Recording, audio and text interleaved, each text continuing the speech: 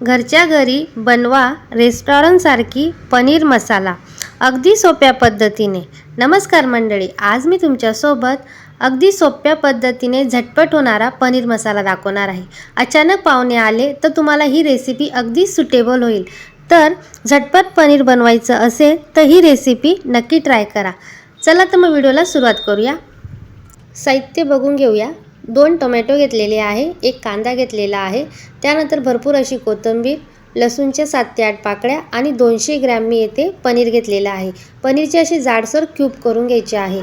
मसाल्यांमध्ये 1 चमचा मीठ, 1 चमचा हळद, 1 चमचा लाल तिखट, 1 चमचा धने पावडर, 1 चमचा कांदा लसूण मसाला आणि 1 मोठा चमचा येथे मी पनीर ग्रेव्ही मसाला घेतलेला आहे। तो मार्केटला इझिली अवेलेबल असतो।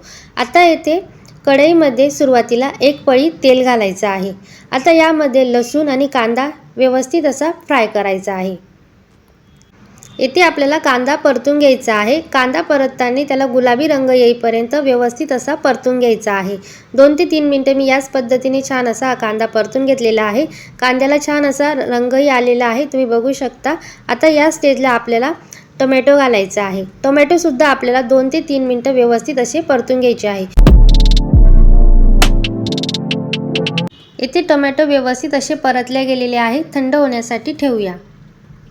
एका बाउलमध्ये कांदा टोमॅटो काढलेला आहे। त्यानंतर यामध्ये भरपूर अशी कोथिंबीर घालायची आहे। 1 क्यूब्स इथे मी पनीर चुरून घातलेला आहे। पनीरच्या जागेवर तुम्ही भिजलेले काजू सुद्धा घालू शकतात किंवा पनीर घालू शकतात। मी पनीर हा ऑप्शन इथे निवडलेला आहे। याने ग्रेव्ही छान अशी घट्टसर होते।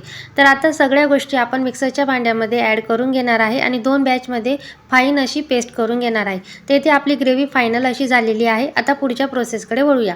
कढईमध्ये 3 पळी तेल घालायचं आहे। तेल तुम्ही तुमच्या आवश्यकतेनुसार कमी जास्त करू शकता। जर तुम्हाला चमचमीत हवी असेल तर आणखी 1-2 पळी तेल ॲड करू शकतात। 3 पळी तेल घातलेले आहे। 1 चमचा जिरं घालायचं आहे, 1 तमालपत्र घालायचं आहे। आता यामध्ये मसाला ॲड करायचा आहे। व्यवस्थित असा हा मसाला आपल्याला छान असे तेल सुटेपर्यंत फ्राय करून घ्यायचा आहे। मसाला व्यवस्थित असा फ्राय झालेला आहे। आता यामध्ये काही बेसिक मसाले आपण जे घेतलेले आहेत ते ॲड करूया। एक महत्त्वपूर्ण टिप मी इथे तुम्हाला देणार आहे। यामध्ये पनीर ग्रेव्ही मसाला इन्स्टंट मार्केटला इझिली मिळतो, तो घ्यायचा आहे। किंवा जर तो नसला तुमच्याकडे तर तुम्ही काजू ॲड करू शकतात। भिजवलेले 5 ते 6 काजू घ्यायचे आहे, त्याची तुम्ही ग्रेव्ही करून ॲड करू शकतात। किंवा मग यामध्ये तुम्ही पनीर क्यूबसुद्धा चुरून ॲड करू शकतात, जेणेकरून ही भाजी ना घट्ट होते आणि चवीला ना भन्नाट लागते। आता हा मसाला व्यवस्थित असा परतून घ्यायचा आहे। आता या स्टेजला ना यामध्ये आपण गरजेनुसार पाणी घालणार आहोत। येथे आपण 2 चमचे पाणी घातलेलं आहे, जेणेकरून ग्रेव्ही खाली लागायलाही नको आणि ग्रेव्ही त्या पाण्यामध्ये छान असं तेल आणि पाणी वेगवेगळं करते आणि व्यवस्थित असा मसाला होतो। आता 2 ते 3 मिनिटं झाकण झाकलेलं आहे आणि 2 ते 3 मिनिटानंतर मी तुम्हाला फायनल दाखवते की बघा कसं मस्त असं भाजीला तरी सुटलेली आहे। आता हा मसाला आहे ना व्यवस्थित असा आपल्या झालेला आहे। आता या स्टेजला आपल्याला आणखी एक महत्त्वपूर्ण घटक यात ॲड करायचा आहे, तो म्हणजे दही। तर दही येथे आपल्याला 6 चमचे वापरायचे आहे। दहीमुळं होतं असं की चव छान येते, घट्टपणा येतो आणि एक हॉटेलची जी चव असते ती या ग्रेव्हीला येते। त्यामुळे यामध्ये ना आपल्याला इन्स्टंट आपण करत आहोत, त्यामुळे दही अवश्य घाला। आणि जर तुमच्याकडे आंबट दही असेल तर चव आणखी छान लागते आणि जर साधं दही असेल तर नंतर तुम्ही त्यामध्ये लिंबू पिळला तरी चालेल। तर अशा पद्धतीने आपण येथे आंबट दहीचा वापर केलेला आहे। आता दही घातल्यानंतर व्यवस्थित मिक्स करायचं आहे। 5 ते 10 मिनिटं झाकण तसंच ठेवायचं आहे आणि तुम्ही बघू शकता फायनल। तर मित्रांनो, मस्त अशी इथे ग्रेव्ही झालेली आहे आणि ही ग्रेव्ही इतकी सुरेख लागते, मी तुम्हाला शब्दात सांगू शकत नाही। फक्त आपल्याला याच्यामध्ये ना दही ॲड करायचं आहे, लक्षात ठेवा। आता याच्यामध्ये फायनल आपल्याला पनीर ॲड करायचं आहे। पनीर व्यवस्थित असं मिक्स केल्यानंतर यावर झाकण झाकायचं आहे। 15 ते 20 मिनिटं छान अशी स्टीम द्यायची आहे, म्हणजे वाफ काढून घ्यायची आहे आणि हलक्या गॅसवर आपल्याला इथे ठेवायची आहे।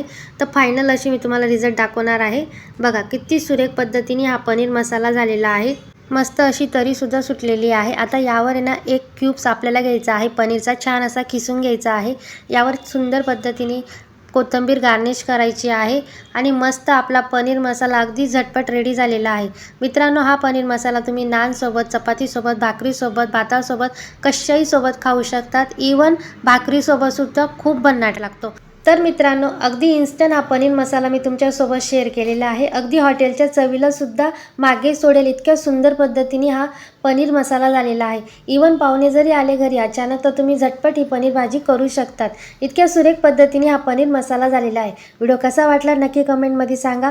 व्हिडिओ आवडला असेल तर लाईक करा, शेअर करा, कमेंट करा. चॅनलवरती नवीन असाल तर सबस्क्राईब करायला विसरू नका. भेटूया एका नवीन व्हिडिओमध्ये. तोपर्यंत मस्त राहा, स्वस्त राहा आणि खात राहा. धन्यवाद. रामकृष्ण हरी.